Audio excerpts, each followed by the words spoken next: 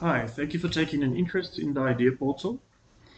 This is just going to be a short video demonstration of some of the reports and statistics that's available in Nako, and just a little bit of a description on how to use or read each of those reports or statistics.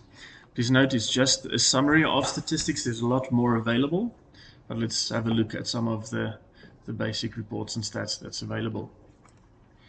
So first of all, we're going to look just at your yearly total.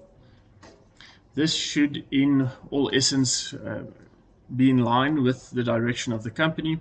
If your preferred direction is to grow or to stabilize or to reduce your number of employees, this graph should match that.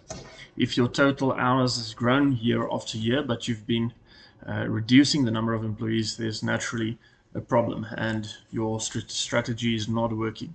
So there's just a general overview of the total hours worked and whether you are on track with that. Let's go over to your short time. So this is a sample of actual short time, and we're going to look at 2020 and how COVID actually influenced the number of short hours worked.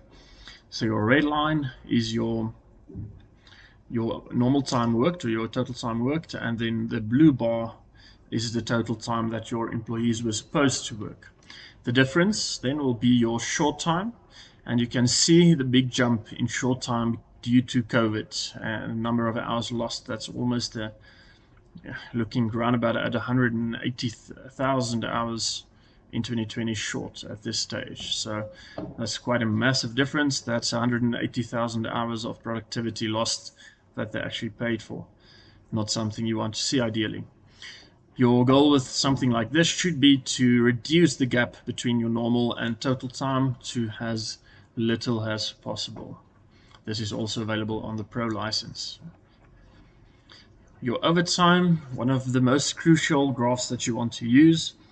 The implementation of a time and attendance system should reduce your overtime if it's high from the beginning, so quite dramatically. So 400,000 hours of overtime is quite high per year, and you don't want to be paying so much overtime per year. So you need to get that down. Your average should be on a downward trend with this one. Also available on our Pro license. Employee costs. If we take the short time per year and we divide it by the total number of required hours an employee should work per month, that gives you an employee cost count. This means that if you have 100 employees and they work 12 months, that's 120 months worth of productivity you have. In this case, it'll be a bit more, maybe around 200 employees. So they've lost close to 900 months of productivity in 2020 already.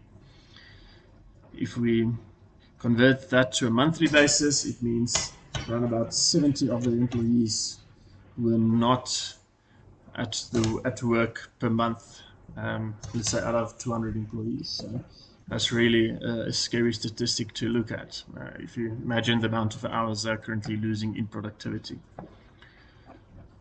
Right, just your yearly leave as well. That's an important one to keep an eye on. If your total time work drops and your leave increases, that's a warning sign. So that will mean that the employees are taking more leave due to more pressure or more higher workload. Ideally, if your total time increases, so should your leave.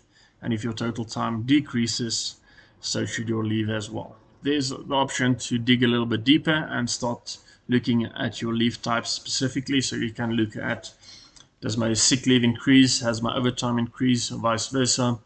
That's something one can have a look at.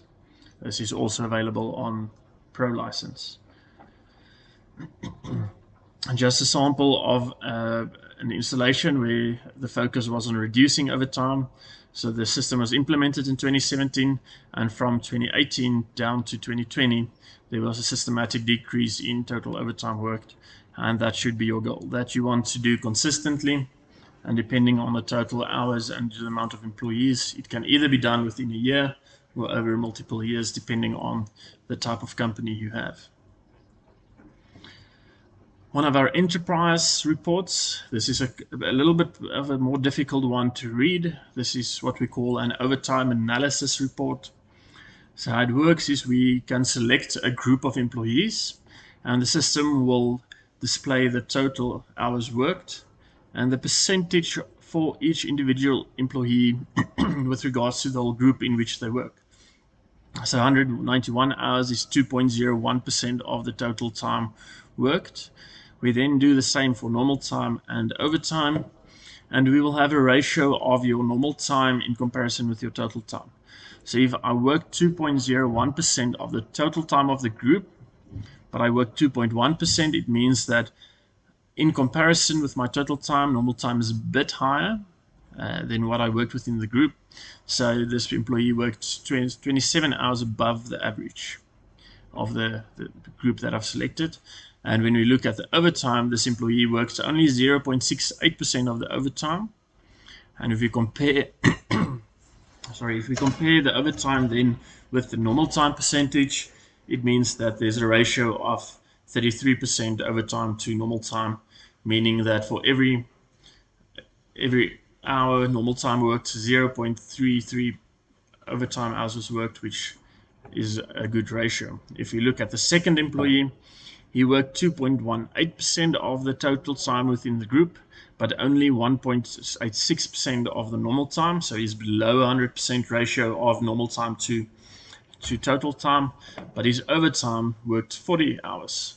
And there's a ratio of 334% total overtime in comparison with normal time, and that's a big warning. So this employee is working a lot of overtime hours where the other employees in this group are not. So he's either filling the gaps for other employees or making up for employees that's not at work. It's possible that his shifts aren't being applied correctly, so you must maybe move overtime to normal time for this employee. That's something that could have a look at. Or there's simply not enough employees in his department to do all the work. So he's on average working 30 hours more than the average of this group. So this is an important graph to learn and to use. You want to see those percentages on overtime that's above 100%, and your ideal should be that your overtime should be in line with your normal time at 100%, not more. Maybe a little bit, 100 to 110% should be fine, but anything above that should be a warning for you. All right, and then our performance indicators, also available on our Pro license. Just take note that the overtime analysis part, our more complicated reports, are available only on our Enterprise license. Performance indicators, so for any payroll period or any custom period that you select, you can see what's my total required hours work. So did my employees work 100% full? In this case, they've worked about 40% of their required hours, so they have a short time of about 64%. But they've worked the time that they've worked out of that 40%. 90% were normal time and 10% were overtime.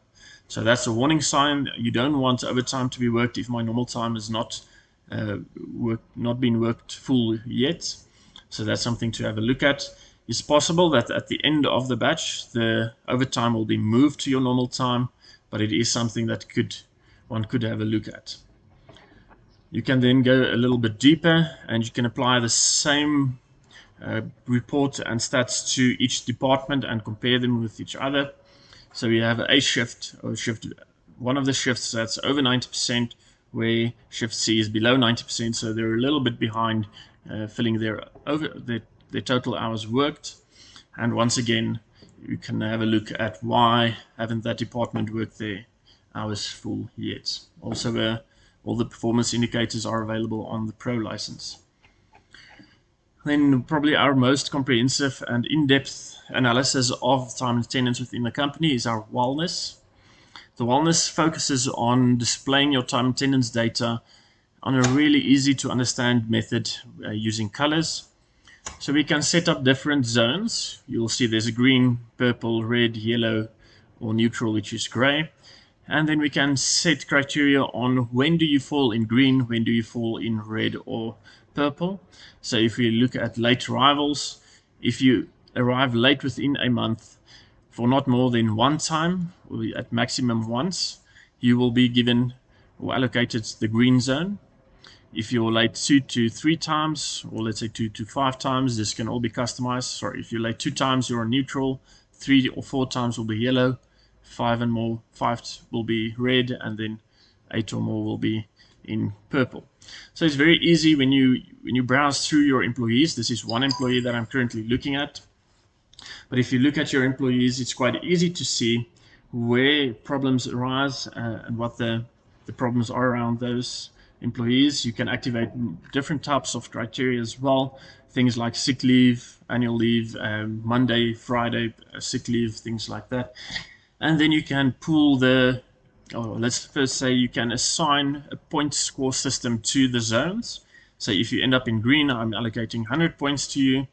Red minus 50, purple minus 100, or whatever the case might be. This is customized on our enterprise contracts. We have an enterprise consultant that helps you set this up and fine-tune it over the course of a few months.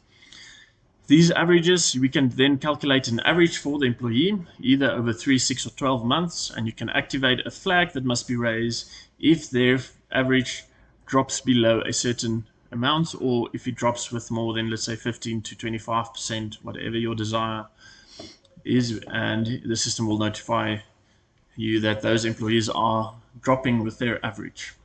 That the averages can then be pulled through to your departments, so I can compare departments with each other as well, and with the company.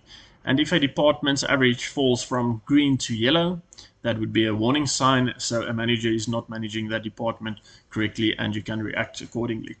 The nice thing about this is the system identifies problem areas for you in advance, rather than after the problem has become too big a situation.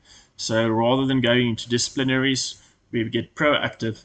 We identify the problem areas where the employees are struggling with, and we can help them if necessary to prevent any future problems.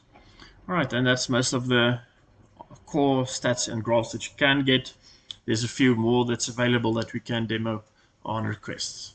Thank you for your interest, and feel free to ask any questions or request more if you are interested.